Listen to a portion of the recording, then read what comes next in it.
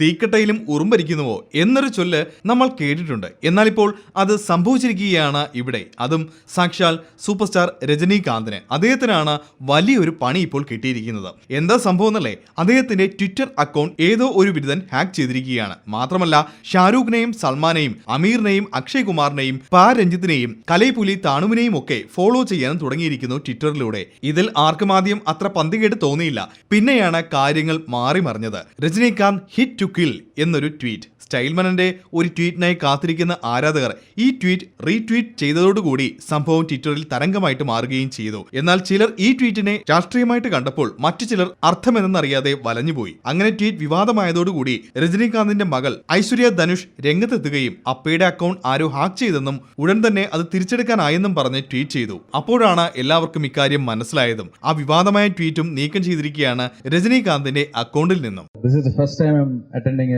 audio launch of a Tamil film. നിവിനോட പ്രേമം പാത്തിട്ട് എനിക്ക് പ്രാന്തായി. ഞാൻ മറന്നു, എല്ലാം മറന്നു.